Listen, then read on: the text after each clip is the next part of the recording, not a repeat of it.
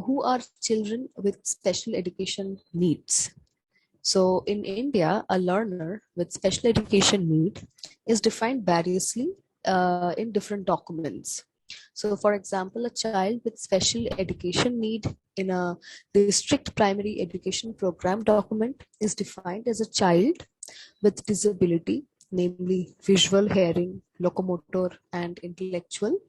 However, the country report in the NCERT UNESCO regional workshop report titled Assessment of Needs for Inclusive Education, report of the first regional workshop for SAARC countries in 2000 states that special education needs goes beyond physical disability.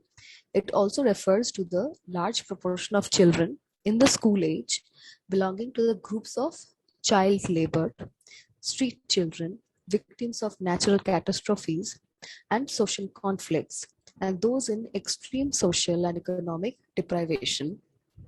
These children constitute the bulk of dropouts from the school system. And from the new Mental Health Act and the different kind of mental health acts which have been doing round for the last few years, it also mentions that children with intellectual disability, children with autism, children with ADHD, children with specific learning disability, they are also children with special education needs. The Department of Education of groups with special needs in the NCERT itself initiates programs for meeting the learning needs of the disabled, socially disadvantaged and marginalized, and the minorities. And in 1970s, the government launched the centrally sponsored scheme of integrated education for disabled children.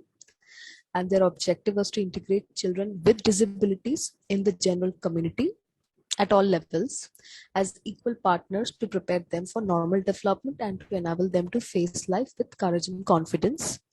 A cardinal feature of the scheme was the liaison between regular and special schools to reinforce the integration process. This is very important. So, actually, most of the Indian policies, they encourage that there be a liaison between special and regular schools.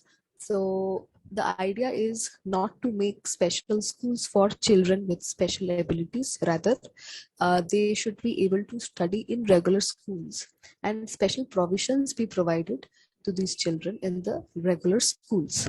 So every school should have a provision for special educators. Every school should have a school psychologist or an educational counselor. Why? Because mingling with the general population is very important. So when a child is in a special school, then so children learn from each other, right? So if a child who is in a special school, there the scope becomes limited because the child is with children who might have inferior intellectual ability, or they might have some inferior abilities also. So basically the child won't have a bigger environment to imitate and learn, because school age is an age where children generally imitate and learn a lot of things. Even the child's handwriting, how the child writes, everything kind of is a product of imitation as well. So it has been seen that children who have been brought up in regular school, like children with special needs, like children who have maybe physical disabilities or who have some mental disabilities, even if and even like children who are from lower socioeconomic backgrounds, if they are actually given this environment of regular schooling with other children, then they have a wider scope of learning. They have a wider scope of developing. So autistic children, at least for children who are in the mild autism category, so they are also like allowed to go to regular schools if the school has provision for special educators. The reason being that when an autistic child is in a normal setup where other children can communicate normally, then the child's communication like potential increases. The child understands what is accepted communication and what is not accepted communication. But if the child is going to a school where all the other children are also autistic, the child is not getting that scope to know the only scope that he's getting is will be at home. Then school is not going to be that enriching environment where the child will know what normal neurotypical communication looks like. So this provision is there, and there are many schools. These are known as inclusive schools.